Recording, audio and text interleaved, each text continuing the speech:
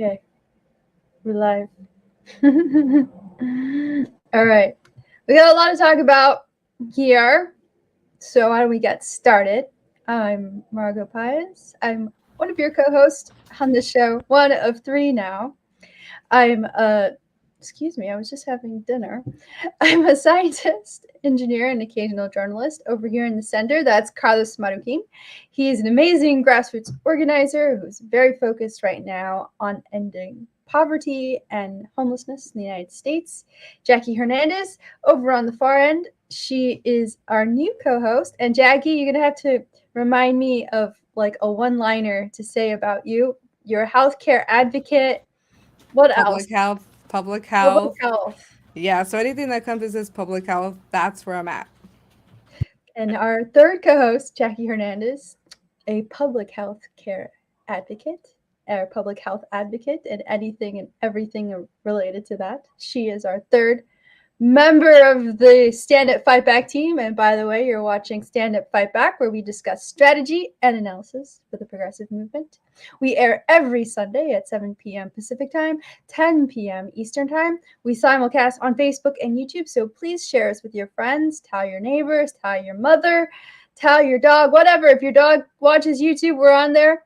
You can find us there on Inside Out News on Facebook. We are on Carlos's Facebook page these days and also on the Latinos for Bernie Facebook page. We used to be on the Bernie Sanders Brigade page, but Facebook decided we were not good enough anymore.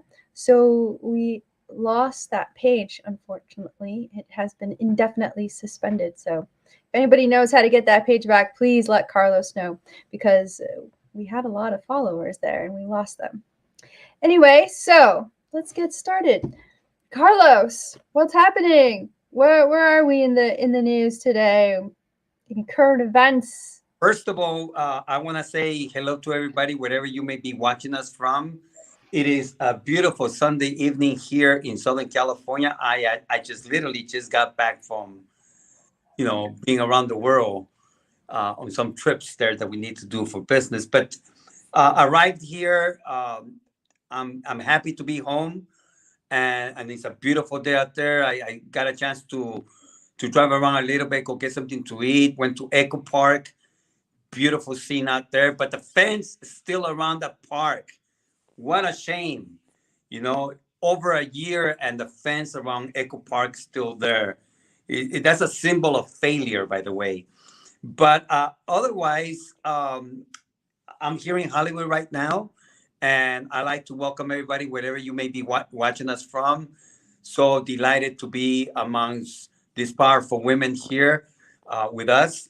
And I think that we're going to be having a good discussion today. But before we do that, I want to give an opportunity to Jackie to say hello to the audience. Hello, everybody. I'm excited to be here again to be talking about everything that's going on right now. We have to talk about this in our circles because the more we talk about it, the more we are aware and take action. So I'm really happy to be here with everyone talking about this today. And we're happy to have you. So thank you, Jackie. Okay, Carlos. Yes. Let's get into it because we have a lot to cover today. Yes, there's a lot. Starting with what's going on over there at Mar-a-Lago. Mar-a-Lago. Affidavits and all that stuff. A couple of weeks ago, all Republicans been crying and saying, "You need to release the affidavits. You need to release, what the reason was." Well, it was released and it was partially released, and now they're falling apart. Why do you release it? You know what I mean? It's like, be careful what you ask for, because now we are seeing exactly the recklessness of Donald Trump. Uh, Nobody knows exactly what these documents contain, but if it is high security, if it is top secret, mind you, for you to just to get a top security clearance, for you to have some kind of clearance in some level of government that allows you to walk into this kind of documents and information, They do extensive background check, and this guy just had the thing laying around his house. Anybody could have walked in there. That's where people are failing, and Republicans are just trying to find excuses, of his bad behavior. But we've been saying this for a long time. Donald Trump belongs in jail. He's and they again is not that we're just picking on him. There's things that the Democratic Party people have done. Some of the Democratic people, and they need to also be held accountable. But this level of incompetence and this level of recklessness, has to be brought to justice. If you and I would have done something like this, we'd be in jail right now. Right now, we already be in jail. So there is no excuse for this man to have done this, and allow anyone to be able to walk in there at any given time. By the way, I don't know if you guys saw the news, but there was a lady that impersonated herself as someone that she was not, and pretty much had access to Donald Trump all this time, and also to I believe it was NATO, and they thought that she was some kind of a rich woman. That tells you how incompetent these people are. You Oh You my know, know, you know gosh. what this is so funny though? There's been so many of those shows of the scam artist, think like creating Anna or something like that, inventing Anna, Mhm. that I'm just like, what is up with this? The United States has like a tendency for a lot of scammers to come forward and pretend to be someone they're not and getting access to all these things. It's honestly bizarre. right? I mean, Trump is the king scammer. I mean, his whole career is based off of scamming people out of their money too. And he, So he kind of attracts people like him, I think. exactly. So that's what happened. Now he's got to deal with that. And you remember when the comedian Borat, you know, Yeah. impersonated someone else and got Giuliani. So but see, Oh my gosh, yeah. it's insane because this is what Donald Trump has brought. This is who we are right now as in politics. It's a joke. We are the joke of the world. People look at the politics of the United States, and all you got to do is shake your head because it's unreal when you have Congresswoman like Green and the other ones. It's lunatics. These people are just plain crazy, and but that's what we have to deal with. Yeah, the Republican Party, I don't know if anyone else has noticed, has kind of gone off the deep end in terms of political beliefs and desires and end goals. And Mitch McConnell has gone along with it, I guess, because he likes power and he's got his own agenda and he doesn't really care the consequences of getting his own agenda through. So thank you very much, Mitch McConnell. Yeah, and what's that? I was recently in Florida, and I was listening to one of those conservative radio stations, and I could not believe what I was hearing. They pretty much are trashing, the Republican Party. This is the far right. Even after everything that has happened right now, what they do is they trash in the establishment. I'm for that. I'm for pretty much calling out the establishment. But where they want to take their party is to the extreme right. They are talking about, the CIA should not exist. They're talking about the FBI should not exist. Now, we all have opinions on that, and I understand that. But for them to be saying that, a party that claims to be very pro law enforcement, to saying stuff like this is, as Jackie said, this is bizarre. It's like unreal what's happening. The new Republican Party. Mm, yeah, it's a very interesting application of law and order. Law and order, good to keep all the people that I don't like away from me and in jail. But if you apply it to me, oh no, no, that's wrong. How dare you? I hear this stuff from people who are more right wing, I guess you could say, and I tell them like, the FBI has been doing these type of things to people who like civil rights activists, protesters. Muslims have been set up and turned into terrorists in through this whole thing of entrapment. Like all this, these are all tactics that were developed to stop people who were fighting for their rights or who were turned into enemies, like Muslims were for a very long time in this country after 9/11. Now, these people who are Trump supporters or who were part of what happened on January 6th, right? They're starting to see this type of thing happen to them. Like, oh my gosh, my country. Did I freeze? Sorry. Am I still here? A Yeah, little they're bit, but we heard you. oh my country, how are you turning? How dare you turn against me? It's very funny. It's interesting because I watched this documentary and I think it was called like Web of Lies or something. It was on Netflix.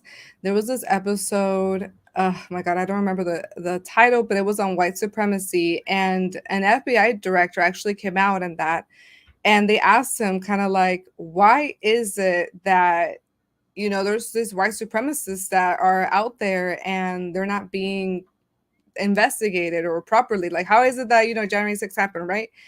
And one of the former FBI directors actually said that there's no coincidence because there's always been an agenda mainly against the left, and also it's a white supremacist institution as well. Like he's like most of the FBI directors or people in it are white men. So when it comes to thinking about who they're going to target, it's never really white men they're going to target. It's mainly like people of color or the left. So this was a former FBI agent who is telling us that the reason why that people of color and the left is mainly targeted is because when the white men don't see themselves in those groups, they're like, oh, these are the enemy. And when they see themselves in a group that is supposed to be investigated, they're less likely. And as well, we know that there are probably FBI agents in there as well who are probably white supremacists and neo-Nazis. So we just have to really be aware that there are people in these institutions as well, right, that are not gonna be in our best interest. So it's just funny though to see the defund the FBI from Major Lieutenant Green, because it's like, wait, wasn't it just last year and 2 years ago you guys were all flagging back the blue and everything? Like, these guys are also the cops.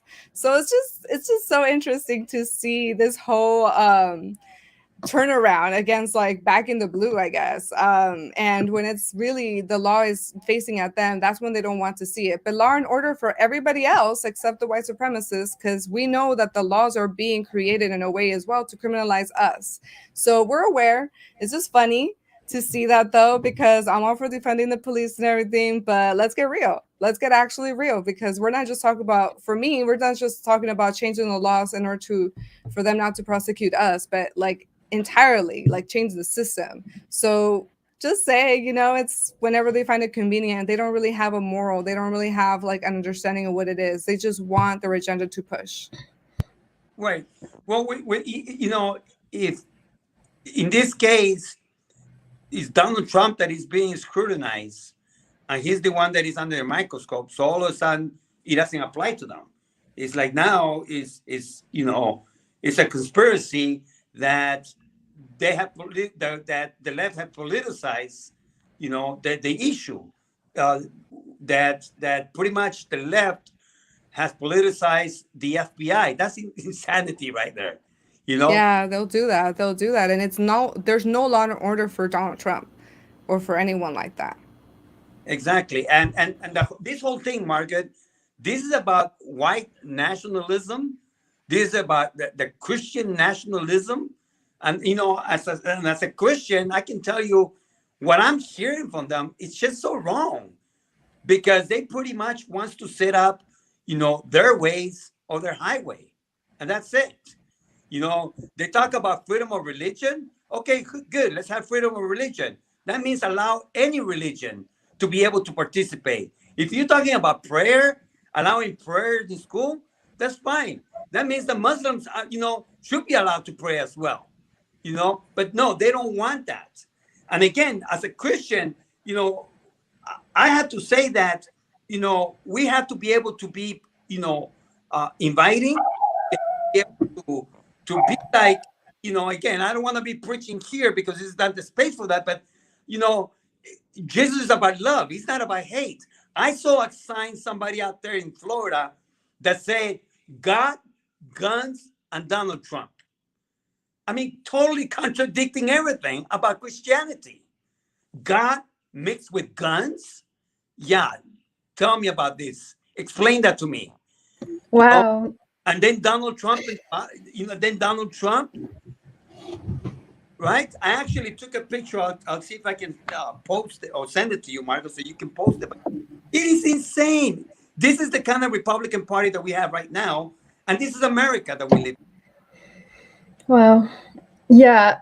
I don't know. I mean, I'm not a Christian, but as my understanding of Jesus is to turn the other cheek, love thy neighbor, do unto others as you would do to yourself. He seemed Give like a food, heal the yeah. poor, forgive our loans. The He loans. was in. yeah. Talks about that. The Bible talks Yeah, about the biblical jubilee, right? right. That was a thing, and yeah, it's amazing.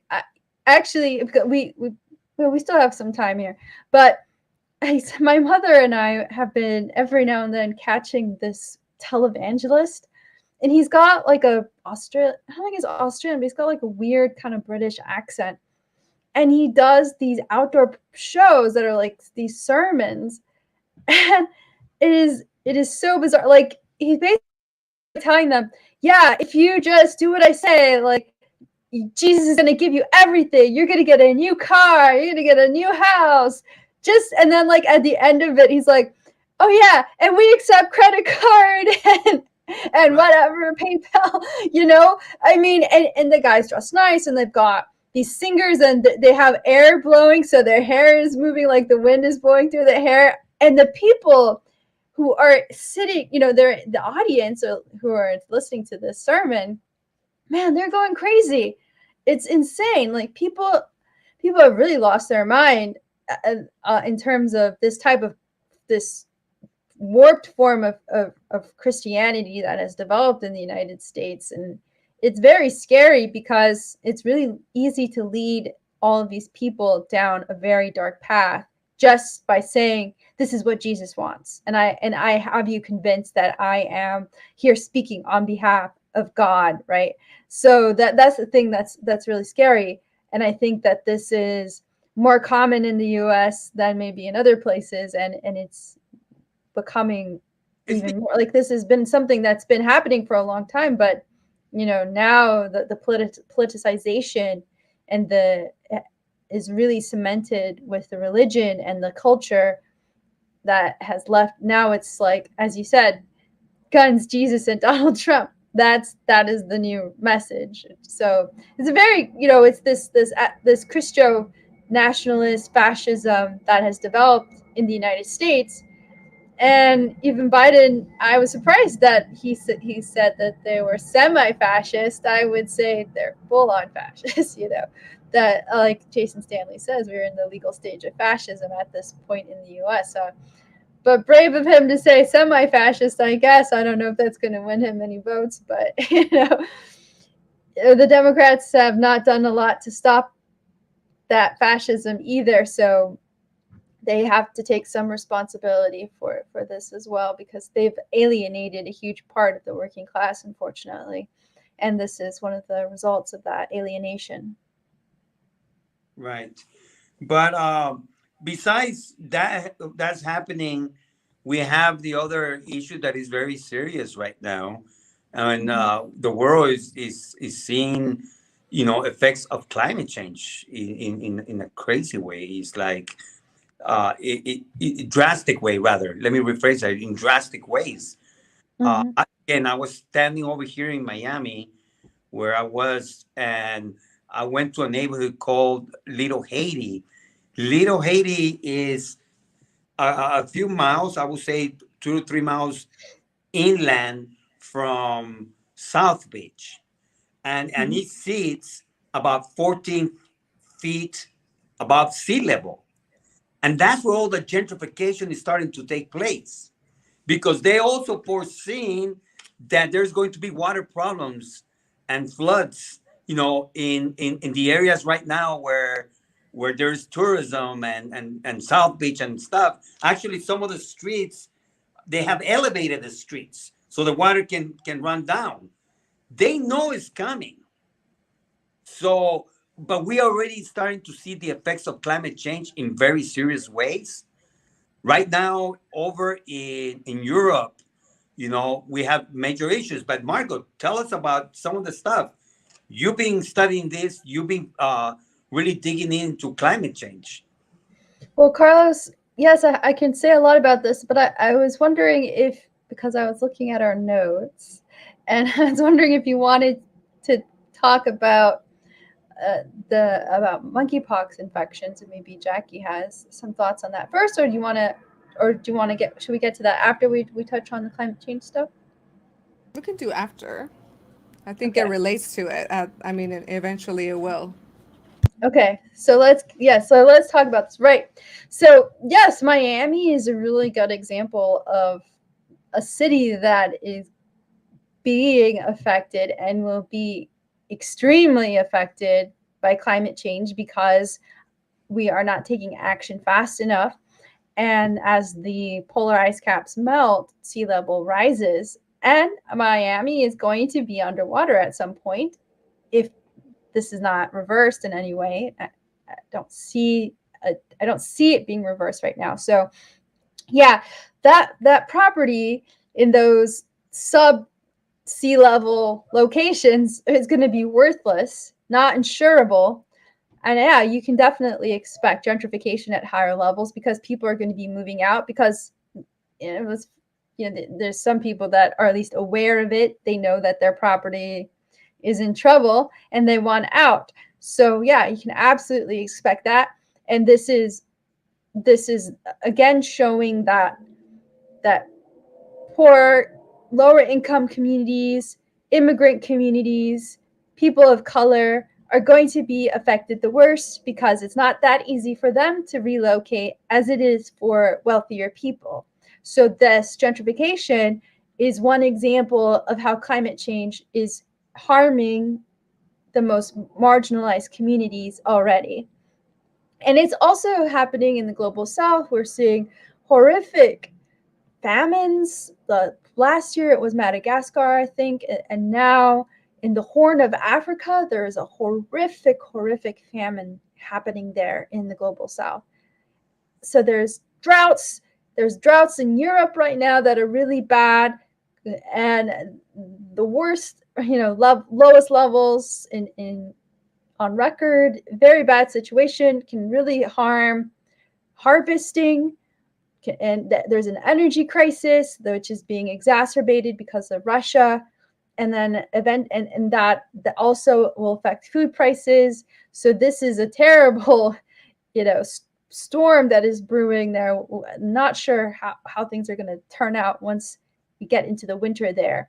And then in the United States and Pakistan, we're seeing really bad flooding. And let's see, I think in Pakistan, over 1,000 people were killed by monsoon rains, and the government is saying this flooding is the worst we have seen on record, and it is being exacerbated by climate change. About 1,500 people were injured. They're asking for like 100,000 tents. It's a horrible situation. And then in Mississippi, the mayor is telling people in his town of Jackson, Mississippi, get the heck out of here because this flood is terrible. It's really bad. And these floods destroy crops too. So it's not just that you have crop failure because of droughts, you also have crop failure because of flooding. And this is all because with every degree of warming that you have, or 0.1 degree of warming, I don't have the statistic in front of me right now, but it increases the percentage that the atmosphere can hold of water. And what many people don't realize is that water is also a greenhouse gas. water vapor is a greenhouse gas, and it's a very potent greenhouse gas. So it also adds to the warming. So the atmosphere is retaining more water, that creates a feedback, and it's all, you just start getting these feedback loops. And then so it's warming up, the atmosphere can hold more water, and that means that it's going to be drier, and then when it dumps the water, it's going to come pouring down, right? So this is what we're seeing, and I think this is the biggest and most immediate effect that we're really experiencing when it comes to climate change right now. And there's a professor at the University of Michigan. His name is Dr. Jonathan Overpeck. I heard him speak last year in the fall, so yeah, almost a year ago. And the thing that he said in his talk was that climate change, yes, it's a climate crisis, but the climate crisis is also a water crisis. And this is exactly what we're seeing. So these are the problems we're facing, and they're only going to get worse if we don't take serious action on them. Carlos, Jackie, what are your thoughts? Well, I know for a fact that this is affecting California in a serious way. Is the drought that we are experiencing right now has literally dissipated, some of the main sources of water for millions of people.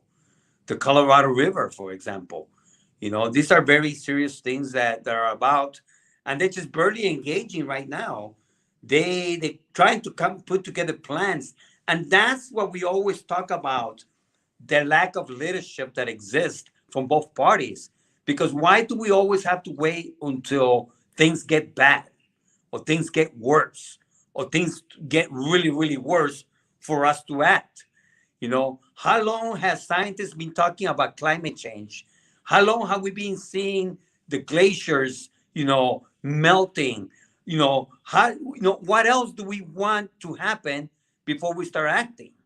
So these are consequences of inaction by both parties, by leadership. On one, well, at least one party, you know, plainly, climate deniers. They don't believe it's real. They can believe anything else in science, you know what I mean? When it's convenient for them, but when it doesn't, then they say, "Oh no, it's just a hoax," But I mean, think about it. People getting airplanes, and they really we depend on science. We depending on engineering. We depending on all this knowledge that keeps us safe in the airplanes, right? It's like we trust that. So why is it that we cannot trust science when it comes down to climate change? It's like you cannot have it both ways, and that's the problem with a lot of these people, because again, they are in the pockets of corporations, and it's all about making money, and they don't care about what the effects that it's having on humanity. So right now in Europe, the drought over there is so bad that the rivers are 50%, they pretty much low. The water is so low, 50% average. They have not seen, according to an article that I was reading today, they have not seen this kind of drought for the past 500 years. It's biggest in history, at least when they start recording this. So, we got to brace for this. There's a lot of work that needs to be done. And progressives really are the only voice that have been leading the way on climate change. The young people have. They're the ones that have been sounding the alarm. And Jackie, we've seen the kind of movements like Sunrise Movement that have been organizing and been pushing the envelope to try to get the attention of our leaders. Yeah, this is honestly one of, as Margaret said last week, this is one of the most important things right now, because if we don't fix this, there's nothing else. So, one of the things that, especially I see it with my younger sister, she's a teenager, she's like worried about the climate. And she's even thinking, like, is there even a future for me to grow into? So, I think, especially when it comes to politicians, it's just so unfortunate that they really get bought off. Like, by a few $1,000s, not even a million, literally a few $1,000s. And I'm not sure, I mean, they have children, so you would think they would care, but they don't even care about their children, grandchildren, you know. And one of the things that always kind of puzzles me though is that exact thing. It's like, okay, you don't care about us. We know that. We know you don't care about us. But what about your kids? But at the same time, I think like some of these people think that they have money to kind of get themselves out of that situation. And also they kind of have like the thought that like, oh, if anything happens, like I'm just gonna like go somewhere to my bunker. I don't know. Like how we have no idea what they have planned for themselves, and we know that a lot of these folks are also wasting a lot of water. I know that Kim Kardashian and some other people here in LA got called out because it was like 26,000 or I don't know how much water that is that they waste.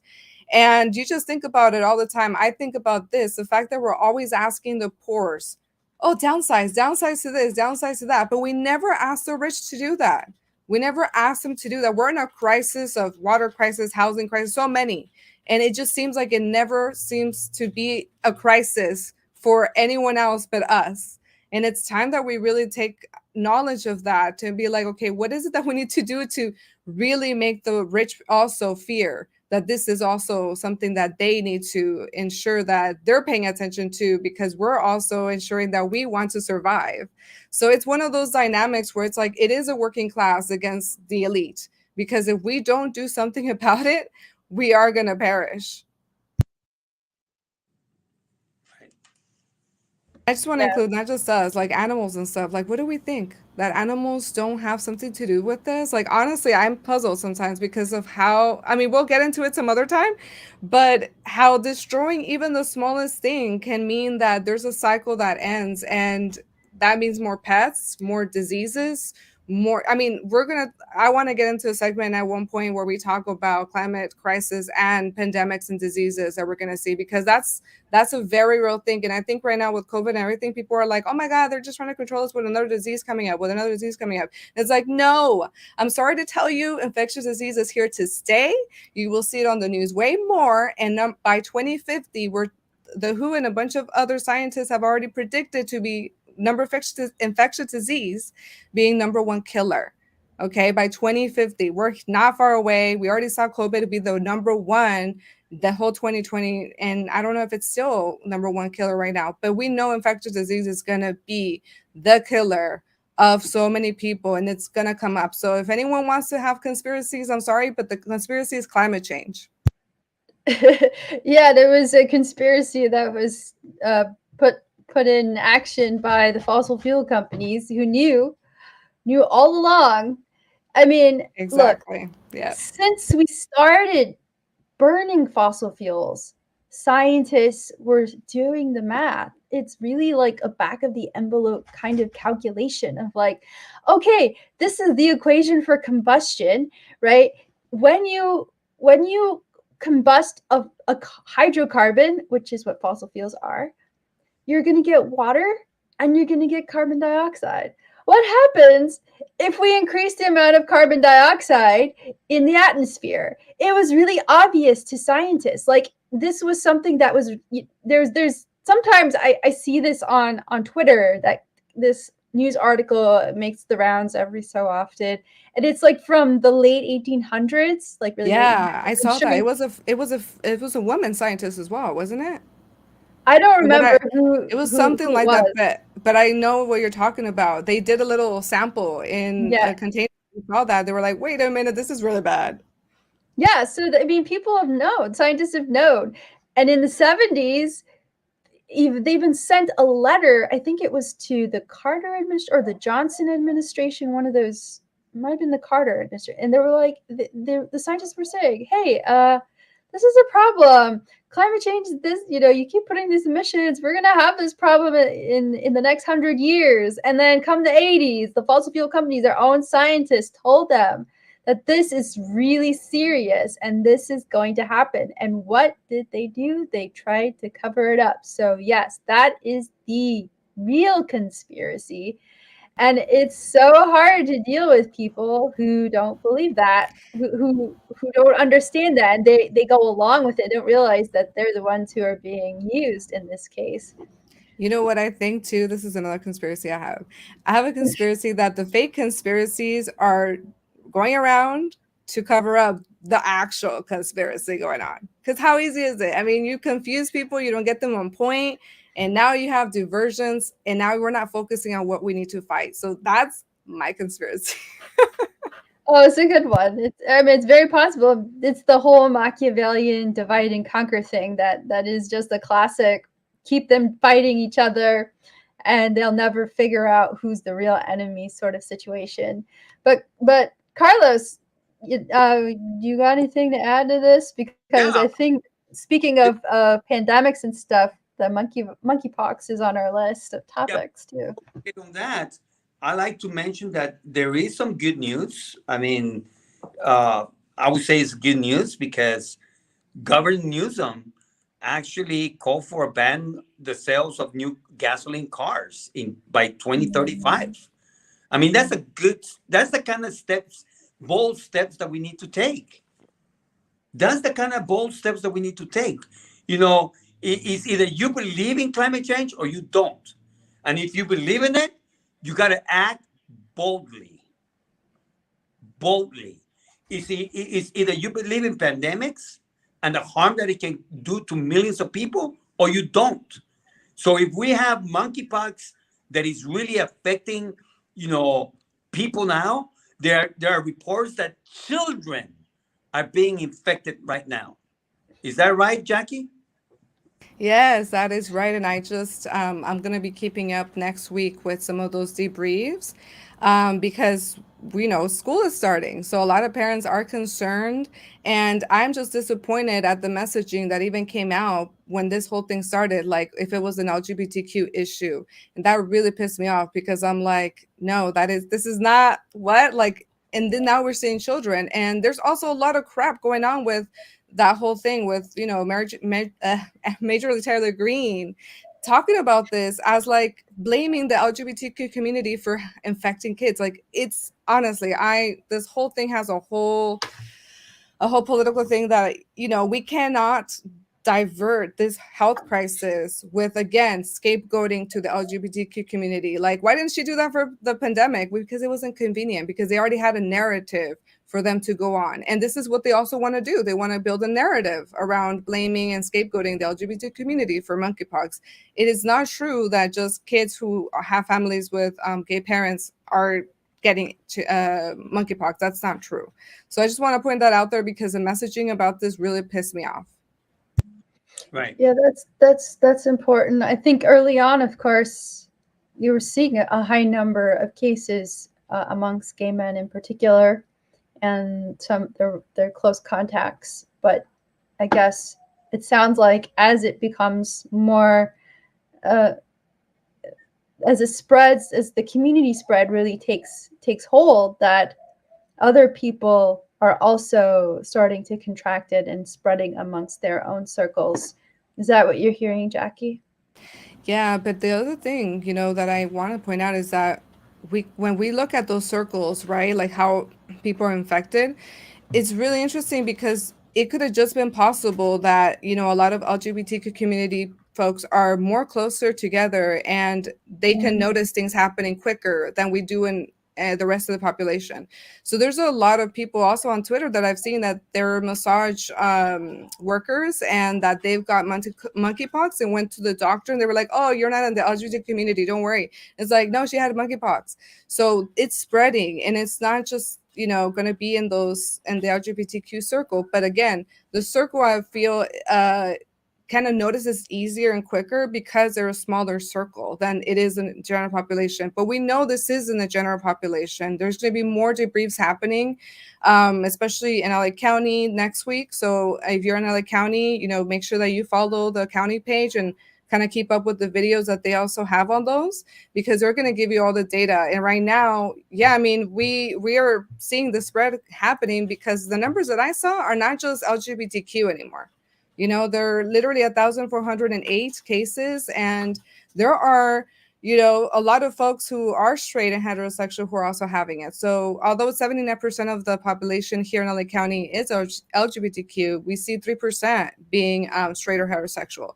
So it's going to be spreading. And I'm just kind of concerned about the vaccine because I've seen so much going on about them that they're not really having access to it, or they have all of these restrictions. So it's really concerning to see that too, that there's so much restriction as well because there's not enough supply, which it's like, hello, can we have the DPA here? Like, what is going on? But that's what we were talking about, the lack of preparedness sometimes and the very slow response. Things like this, you got to be aggressive. You got to take it serious. You got to inform, educate the general public. You have to be on top of things. And you have to be able to use organizations that that are experts in the fields of not only prevention but also in response. Like for example, there's the organizations that work with people that have issues with sexual transmitted diseases, right? They already deal with that. So why not bring him into the table and say, hey, let's work together, let's collaborate. One thing I have to say about that, and I mean, this is from my experience at this point, we don't have a centralized public health system. And with that as well, we don't have a healthcare system overall that makes any connections between hospitals, epidemiology, and public health. Like, it doesn't exist. So we're going to be scrambling all around. And this is because we don't fund public health. We don't really have a public health care system here in the United States how we should. We should have a centralized, a hub where we literally all connect. Hospitals are connecting everything. But no, we literally have to request files. We have to request things from happening. So it's really slow, very bureaucratic. And if we want a better pandemic response, we need to centralize our healthcare system. We need healthcare for all. We need Medicare for all. And we need a lot of other components of healthcare that are going to connect to each other, because we're not, like, everyone just kind of scattered everywhere. And with the organizations, we need them involved in the public health system, because if not, then we're also having this like slower approach to it. And I say this because, as we said, as I mentioned, by 2050, infectious disease is rising, and we're going to have more infectious disease killing people. So if we, just how you said, Carlos, for climate change, it's now. A change is now. We need to also do that for public health and for the response to pandemics. I know that Trump had dismantled the pandemic repair team, but I'm not sure Biden did much to put it back together. I haven't really seen that, but I do know that they have failed when there was a group called Right to Health. That was a public health advocacy group asking for 300,000 public health core for funding, especially for that. And it didn't happen, right? So ideally we want public health workers to be able to be part of a course, so we can send them out whenever it is that we have these responses, that we have these approaches. But unfortunately, Biden also didn't do that. And we didn't see that in the infrastructure bill. So we have not fixed the public health system. And I'm afraid for the next diseases to come and how slow we're going to act. So, this monkeypox, thankfully, is an older disease, but if a new one comes up, we're in trouble again. Like, what are we going to do? Right. Here in the LA County, there has been over 1,105 cases already since this was reported. So the thing is that the longer we wait to take action, the costlier it becomes. So if you want to go ahead and save your penny, but it's going to cost you $20. It makes no sense. They do that. They do that. Right. So again, this is the lack of leadership. It starts at the top. Is you got to be able to bring your people together. I mean, we were taught this when I was in the military. It's like when there's a crisis, is you bring all the brass together and then you form a plan of action. Same thing at any job, right? When there's a crisis at your work, your place of work, what he says, management comes, put something together. The thing is that When you don't allow people that should be at the table, this is when you miss out. I think that in issues like this, climate change, these major diseases that are happening, is you got to bring everybody to the table. But see, they're fighting out there because of the money. Pharmaceutical, they have answers. There are answers for a lot of these things, but they keep it away from the public because they're making too much money. That's the bottom line. So they sit on these things until it gets really bad, and then all of a sudden, you see that you saw what happened with coronavirus. The same thing. They had medications. They sat on it, and a lot of the poor countries never even got the medication. That's So another that's thing with monkeypox.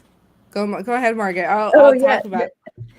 No, I was just gonna say that all of these problems, the lack of coordination, the action, the decision making that actually benefits real public health is a result of a for-profit healthcare system.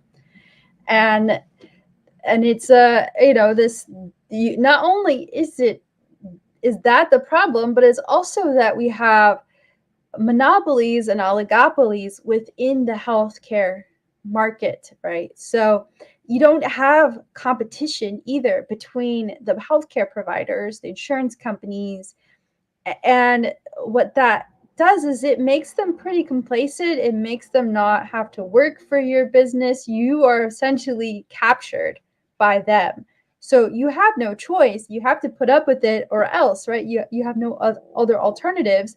And they've done a very good job of creating an incestuous relationship, as many large corporations do when they get to that scale, because we have money and deeply tied to politics, that they buy off politicians, they buy off people who are in power, and they get laws that are passed that make it easier for them to operate in this way, in a way where they are not actually helping people. And I know you're gonna start. You want to go down this route, Jackie. So I don't want to give it all away before you do. But just an example, Bill Gates was one of those people that was out there advocating on behalf of the pharmaceutical companies to make it harder for other countries to get access to vaccines, because there was a lot of money to be made off of these vaccines. All right, Jackie, it's all you. Yes, no, thank you for bringing that up because we even saw, for example, Cuba made its own vaccine and they literally have like 98% of the population vaccinated and it's like, wow, Cuba did it. And people didn't even hesitate to vaccinate. You know what I mean? And it's because there, prevention is a great resource of health because the other thing that the Cuban government obviously is struggling with when it comes to hospitals and it comes to those types of equipment because of the embargo. So what they do is they focus on prevention. That's the reason why their healthcare system is so good when it comes to that. When it's to prevention, it's top notch. It's better than the United States because here we hesitate to do that and then we wait till the person needs a heart surgery. Well, guess what's going to cost more?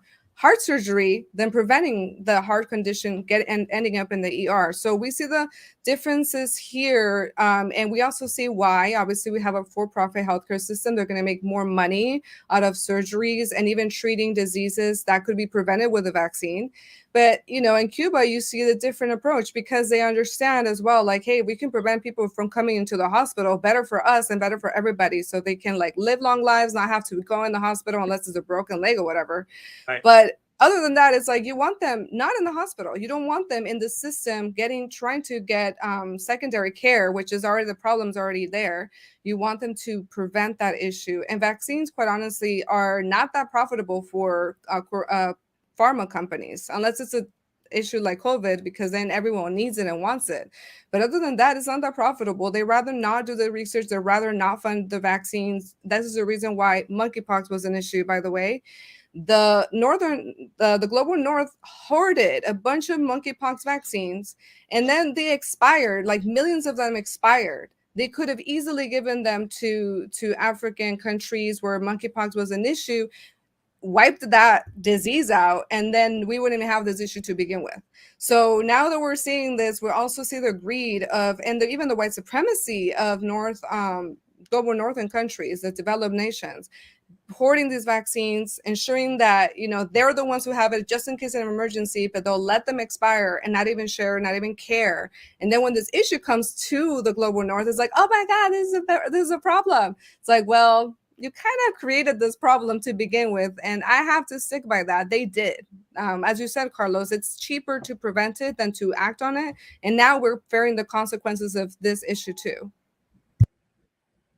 Wow. So as we can see, so much. This is why I say today's broadcast here. By the way, you are watching us live on Facebook and YouTube, and we here every Sunday.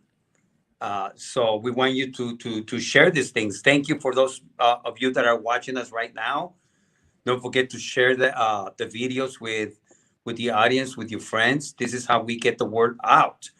But we are very fortunate to have Jackie with us. She works with, again, public health, and also Margaret here to my right. She's a scientist, and she works on climate change and water. That's she's getting her doctorate on that. So look, the information that we're giving you here, we try to not be all scandalous, and we don't want to be conspiracy minded, or we don't want to walk that path. We just want to be real with you, want to level with you. We want to let you know this is what's happening, this is what's affecting our communities, because we are there in the front lines. We are talking with the people. We are there organizing communities. We are seeing this firsthand, the effects that all these issues have upon the people, especially communities of color, those communities that are underserved, those communities that are usually forgotten, those communities that are neglected by the government, by those people that should be protecting them, that should be making sure that they are taken care of. Some of the people that are most affected by all these issues are the unhoused, and they are the ones that carry a lot of this stuff, because not because they want it, it's because they're living on the street. They have no protection. And if we're really serious about caring about one another, if we're really patriots, hello, somebody there, right? Like, but Hello, somebody. we really call ourselves patriots, we wouldn't allow no one out there to live on the streets. And that's the problem in America, is that we put money first. That's the problem, is that we are so blinded by the material things about me, that we forget to see that our brothers and sisters are dying on the streets and are being neglected and forgotten. And it's costing us more to try to fix the problems because we have let it go so far. That's why people don't have housing. It's because we have allowed this to be the way it is right now. And that's why we have to get involved. We gotta, take the step, and we gotta organize. We gotta educate our friends. We live in the days that we can no longer be quiet. And we gotta be able to share with love, treating with people with dignity, embracing one another, because we are brothers and sisters. If we don't care for each other, if we don't protect each other, no one will. So our call today is for us to embrace one another. You are very talented people. Whoever you may be watching us right now, you have talents. And you have something to contribute, something to give. So our hope here through this broadcast is to get you involved. Don't be faint-hearted. And tying up your belt, it's time for us to move forward. And together we can overcome a lot of these things. Yeah, and a quick shout out to one of our viewers, Josh Dunn, who has been leaving lots of really good comments. So I want to let him know we see your comments and they appreciate that you're so engaged with us this evening. And I hope other viewers are also equally engaged with us. And Carlos, you're absolutely right We're here to send a particular message and to motivate you to take action, not just sit in front of your computer and watch us talk, because we can definitely do that for hours on end, but to actually go out there and be the change that you want to see. It's a very trite statement, but it's true. This is the only way that we can get things done, and we have the ability to do it. We can really do it. It just takes work, and sometimes it's hard, and sometimes we don't feel like we're winning because we don't always win every battle, but the longer we stay in, the more we try, the more ideas we have to try to overcome these struggles and to come up with new solutions. This is what we have, and these are the tools that we have in which we can use to try to make a difference, because only us, we are the only ones who can do that, and no one else will do it for us. Right. Jackie, I want us to get into student debt Mm. because this is one Oh, of the top issues right now, and there's wait, a lot of stuff. Carlos, hang on. We're gonna do good Biden, There we go. bad Biden. All right, Jackie. All right, Carlos, go ahead. Let's get started with good Biden. What did Biden do This that is was good? hilarious. We Goodbye. haven't done this in a Goodbye. long time. Today, I'm sorry, what did you say? I said, one is he today? Good Biden or bad Biden? What do we got Uh, with student debt? I mean, I can't really say good, but he'll be so good, so good. But I will say in this one, he did a good one, even if it was maybe a political stunt. But that's fine because people are going to benefit from this. I did see a report where like it talked about half of Latinos, Latinx folks having their loans forgiven, half of them. So imagine that, like for our community, that's quite something. I'm gonna benefit myself, and I'm like already planning out a little more with the numbers of my money and how am I going to save up for a condo or a house. So for me, honestly, it's giving me some hope and being like, okay, how can I crunch my numbers? How can I budget a little better as well so I can make this a easier step? So for me, it's already got in my imagination growing on what I can do with this, and my sister as well benefiting as well. So I feel like there is some hope in some of us, and not only that the student loan get forgiven, there was also some other parts of that were beneficial, such as like the calculation of the 10% income before being charged. Now it's going to be 5% cap. That's huge, I have to say. If you're going to be charged 5% of your income instead of 10, like that's a lot of money that people are going to be keeping in their pocket as well. And as well, like I mean, the predatory percentage of the interests were so high, those are also going to have a cap.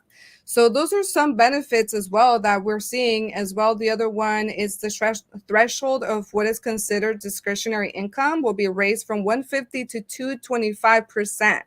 Like that is another plus for this. So there's more to this than just the $10,000 for folks and then the Pell Grant receivers getting 20,000 forgiven. There's also more in that can, if you have to read it well, you have to understand it well to kind of understand what's going on.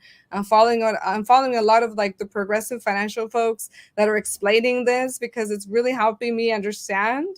It's called Simple Finance Community, and this is an account where he's a very like understanding person of like also fighting for the working class and everything, but breaking it down for you so you can kind of understand how it is that you can benefit from student loan debt and what it is that we need to budget for in order to get out of the situation, because the government's not going to wipe them all out. We already kind of knew that. I was not waiting to even get this part going. So for me, it's like, wow, he did something. Okay. And it is getting more younger people to be like, maybe I want to vote. And that could be part of the trick that the Democrats are having. But nonetheless, to me, I'm glad more people are going to vote. I'm glad the Roe v. Wade is another trigger for people to vote. So all of these things, the Democrats know where those strains are going to be at, and they are getting the ball rolling with this. So it is a plus for me. I would say that's a good Biden for that one. On this one, yeah. the other hand, I gotta say this because a lot of the pushback has been from conservatives. They saying, "Oh my God, you're giving out the house and this and that." Bernie Sanders said very eloquently, like he always does. You know, when it comes to the rich, when it comes to the billionaire class, when it comes to the multimillionaire, when it comes to corporations, they have no problem getting socialism.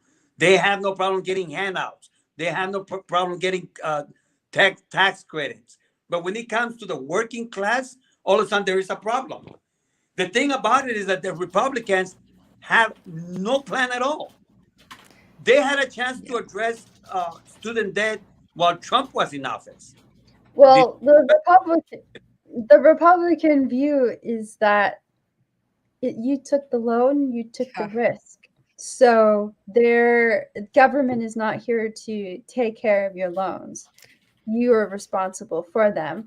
They yeah, don't is the see that there's anything wrong with the insane amount of interest that's on these loans. Is the interest is more than double what the average person gets on a Yeah. mortgage, and you cannot file for bankruptcy. So they don't see a problem with it. It's your fault basically. So that's why they don't do anything. right? So I want to respond to that really quick because there's two things here that I want to mention. One, you're talking about this, right? Like, oh, they took out the loan, that's their problem. But it's like they're very anti-intellectualism and very anti-college and educated people that's going to be their take because they want that whole thing rolling. Like, oh, they are dumb students. Look at what Ted Cruz said about like students being baristas and like, being like unworthy of this, and it's like, wait. So what is going on here? Like I know a lot of baristas who are studying to try to pay for college. Like, hello, like these are so out of touch people. So one is that. Second, though, I have to say, when it comes to forgiving those loans, I saw the White House tweets, which were funny. Like, I think like it's hilarious seeing Republicans drag. But one thing I'll say though is that they talked about the PPP loans who were forgiven. Those were millions of dollars, and I'm like, why didn't we get that? Like, that is one Right. thing that I will complain about. Like, you're showing us the receipts. I'm glad. But you're telling me all of these people got more money than me. Like, you guys still, the government still get more money to you guys, and you guys are whining for the pennies that I'm gonna get, wiped out for me compared to the millions of dollars you guys got. So it's like there's a lot of conversation here, right? Like, I feel like some people thought they got crumbs, which, yeah, I mean, we look at the PPP loan forgiveness, and yes, this is crumbs. But at the same time, we have to criticize, the Republicans for also trying to come at the Democrats and just us as leftists as well. That I believe in free college. That I don't believe we should be coerced to join the military for it. And we also saw the tweets from some of the Republicans being like, "Oh, military recruitment is so low, and now with student loans, it's going to be worse." It's like, oh, Oh so my we were right. I was like, oh my god, we God. were right. I You know could what not I mean? believe that those were serious tweets. I Right. really could not I believe, like, I thought it was sarcasm too. And then I read it, I was like, wait, I clicked, I was like, this is a Republican. Oh, this is you're not funny. supposed to say that out loud. That's somebody to tell them. That's the quiet part. You're not Yeah, supposed to say it out yeah. loud. This Now is the what we thing, have been saying, right? This is what we have been yeah, saying. Now the thing they about, made it clear. yeah, now they're like, oh yeah, you're right. This is exactly why we do this. The thing about the PPP loans too, from the conservative side, is like, are you seriously comparing this when you forced us to shut down our business? Even though somehow they overlooked the fact that a lot of these people that got these PPP loans didn't actually deserve them. They didn't Like even a number of Congress people, including Marjorie Taylor and Greene, they need them, and they didn't went and deserve bought cars with that, and a lot of them never even use it to and help employees. They did a They and the whole scam, by the businesses way. the businesses that needed them didn't get them. Yeah. right. And those other businesses who got some of the PPP loans, like they pretended they were looking for workers so they can also keep getting the money and being like, oh yeah, we like laid them off because you were only supposed to like furlough them and then still pay them, and they didn't do that. And then when they had to like show that they were looking for workers, some of them had like phony, working, like looking for worker kind of thing, just to seem like they were, so they could get some of the loans. So it was a whole scam. And I think that's another thing that I get kind of like pissed about. I'm like, so businesses can scam us all the time. And we have been bailing out banks, we have been doing all of this, and they still keep doing a bunch of scammy stuff. When it comes to us, the working class, oh, you got food stamps? Ooh, yeah, you scammed the government to get those. Oh, you got free college? Oh, you must have gotten scammed. So somehow we cannot, even the working class, even if they play the system to try to get a few $1,000s to make it, it's like that's wrong. We should go after them. But when it comes to the rich people, oh, they're just doing business. Like they're Yes. the employee makers. And there's two more things that I want to get into with this in terms of myths and whatever, right? The other thing is like, oh, this is just this is redistributing wealth to the more privileged, because there's a statistic out there that says that people who go to college earn like 60% more than people who don't in terms of income. I don't know if 60% is too high, but maybe it's too high. But it's they make a lot more than people who don't go to college. Okay, that's true. That seems reasonable. But what percentage of their income has to go to their loans, and what fraction of that is only going to interest? Because that interest is accruing faster than the inflation that the Federal Reserve is targeting, right? And so if you're going to college and you come out with all this debt, you have to chase a job that pays more just by default. And I think that is something that is really missing from that conversation. Like, well, yeah, of course I make more. I have no choice. I got to pay off these loans, right? Like people who go and become doctors, like medical doctors, they come out with like $200,000, $300,000 worth of debt. They don't become general practitioners or primary care doctors because it doesn't pay enough.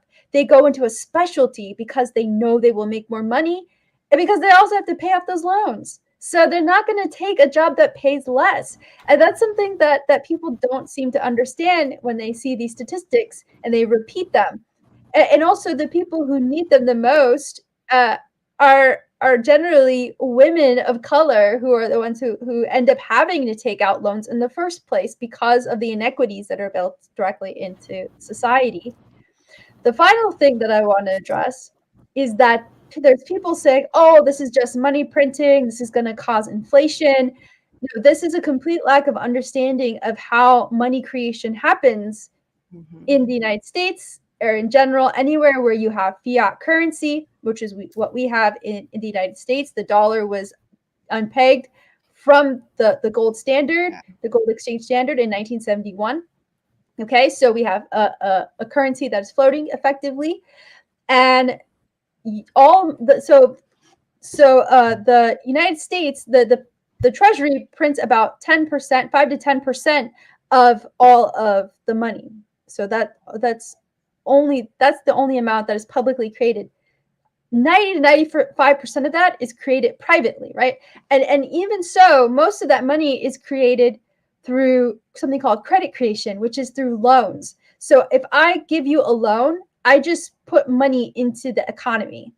And if you pay off that loan, that money is destroyed, taken out of the economy.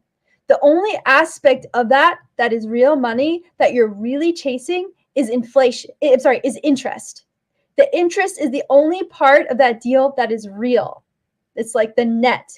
So you're basically filling the coffers with interest, right? It's almost like a tax, but it's a tax that is regressive on the people who go to college, because the loan itself is not real once you pay it off.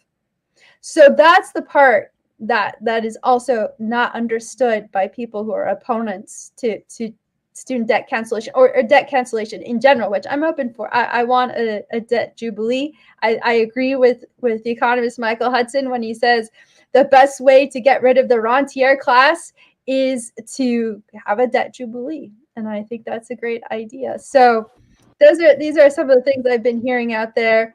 And I have a bad Biden on this, but We're Oh my I like God. you and Carlos. Carlos, you haven't said anything, guys. Well, I Go wanted ahead. to say that. Look, right now a lot of focus is being put in the airline industry.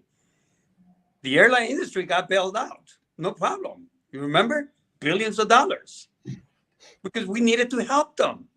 Poor little airlines, right? They were gonna suffer. I thought we were in capitalism here, right? What happened? Now the Oh, same the car industry, American car industry, after the financial crisis, had to get bailed out That, too. yeah. and the The other banks, the the other banks. Let's bring not forget the banks. the banks too. But the other point that I wanted to bring that you owe America owes student debt to Mr. Ronald Reagan. I want to take it back to him. Let's point to where all this started from. Trickle down economics never worked, and cutting all these benefits for the people never worked. I remember back in the days, college was free. You pretty much almost paid nothing, you know. But no, they allow this to creep in. They allow the profit side of it to start creeping in, and the end result is this. So thank I God have to. for that. Margaret, are you going to talk about bad Biden when it comes to him voting for the student loans when back in the day he voted in favor of them? Because, yeah, Well, if that you're going to go into that, let me know. Because if you are, I'll stop here and I'll say the other thing I'm going to say. well, no, that is a one bad Biden, but I was gonna say bad Biden in the sense that this is an incomplete uh thing here. That first of all, let me just go bad Biden, very bad I love this. because the real package was the Bernie Sanders package, which was cancel all student debt, free public 4-year college, free 2-year college, and pay for any of this through a very small and simple transaction tax, I believe, on Wall Street. Tax that. Tax the That'd be great. Yeah. financial industry. That was the full package, and we got 1/10 of one part of it, right? Just 10,000, 20,000 of this. So this is an incomplete solution Mhm. to the big Very. problem because Hmm. you cancel a small portion, right? I don't know how that's going to affect everybody because I did see something like based off of I guess the average interest on these loans within 4 or 5 years that 10,000 is going to build back up. So if you can't pay the rest of it off before then, you're kind of going to see it all come back anyway. Yeah. So then then the other thing is that other people still have to take out loans to go to college. Right. That is, yeah. So it's And, not it doesn't solve the problem. So bad Biden because yeah. Carlos, you called this Hmm. months ago, and you said Biden is going to wait until it gets Yeah. close enough to the midterms, and he's Hmm. going to cancel student debt. And this Yeah, is and exactly what especially happened. because the deadline was coming up for payments to come up again. So I think like that's when they thought like, oh, if we just extend the deadline, and then that's when we make the announcement. People are going to cheer and everything. It's like, well, semi, sort of, but not really because we don't have the whole package. And my sister's going to college, and for her, I'm kind of like, I don't want her to take out any loans, and that's when we're talking about climate change or student loans or whatever it is. Like, I know some people are like, oh well, I had to do all of this stuff, so why can't you? And honestly, for me, I'm like, I went through all this stuff. I do not want you to go through that stuff. So I'm going to try to my best to make this better for the generation that's coming. Even if I don't see fruition of that, I'm down to plant seeds to see trees grow later on for other people to enjoy. I don't know Right. if that's just how I believe and what I think how the world should work, but I always think like if there's an inheritance that we give to our children, it's a better planet, it's a better life, not just money. It's literally a better life. So that's how I'm saying it. A better system. Um, Right. Yeah, yeah. And I absolutely. just want to get into something really quick that Margaret did talk about when it came to doctors and stuff like that and the loans that they have to do and why they go into specialty. So I just want to touch on this because when we talk about scarcity of professionals in healthcare, whatever it is, even mental health, The fact that people, we cannot, people who even go from communities of color, who go to college and who make it, to med school and take all of these loans, it's hard to have a lot of communities of color come back to their community in the neighborhoods where they grew up in and try to practice medicine because it's not feasible. Like doing free services when you have a lot of loans is not feasible. Even if people wanted to go to be a doctor, be a nurse, or whatever it is, and they wanted to come back to the community, it's so hard. Like it's not possible. And then we have a shortage of of mental health professionals, and you start to wonder why. We don't have enough, and we always talk about mental health this and mental health that. Well, there's not enough people because first of all, the loans are really expensive. If you want more professionals, if you want people to actually be able to be part of a society that can give services to people, you need to ensure that college is free. There's no way that people are going to go to college and put themselves into debt when being a social worker you can earn up to 65 or sometimes starting at 55. How a teacher is earning 50,000 a year. Like we need to really, and then with loans, right, they have loans. So it's one of those things when we talk about shortage of professionals, shortage of doctors, shortage of nurses. It depends. There's a lot of things that go around with that. It's always a for-profit issue because nurses also, they could be hired, but hospitals won't do that because they want to make more profits. But more than anything, when we have mental health professional shortages or whatever else, we know that it's not enough because people are just not going to go to college if it is going to be student loans. And then you see all the Republicans being like, well, you can do another job instead. You don't have to go to college. And it's like, yeah, it's true. I'm all for people going to trade school as well, but they still have to take out loans there too. And even then, we have all of this rhetoric. I feel like they go on around in circles. Like they don't know what to do. Like, oh, don't go to college, go to college. And then, oh, if you go to college, well, you have to take out loans. And it's like, oh, but we don't have these people. And it's like, oh my God, you guys give me a headache. like you guys don't connect dots here. Like what? And the interesting thing about this, then you have all these people crying, oh my God, we have all these people with mental illness on the streets. Hello. It's like if And you close your pocket and you want to close the door and you don't want to invest in people, this is the consequences of it. We have a shortage of everything because you fail to invest in people. You fail to invest in our youth. You fail to invest in students. You fail to invest in schools. You fail to invest in teachers. That's the consequences, yeah, we have the school prison system, right? The school pipeline right? system. And it's like another issue. So it all revolves around the same thing as you said, not investing in people. Education is always in the back burner. And it's always like, one of the things of fascism is anti-intellectualism. And this is where we see that. We see that clearly here. And not just in college, but since public education and how we fund that too. So that's it is a recipe for fascism to be anti-intellectual, to not fund education, and to now think that the military can somehow be teachers. I don't know. Anyways, Margaret, I think we're running out of time. We've Oh been yeah, we are over time, but it's such an engaging conversation. It's hard to stop. But my headset keeps beeping at me and telling me that the battery is low too. So it's Time probably a to good call time. Yeah. Well, I want to thank our audience for staying with us for an hour and 18 minutes of us talking about all of the issues that affect us and as progressives, as people in the community, as just humans trying Yeah. to get through life in as best a way as we possibly can.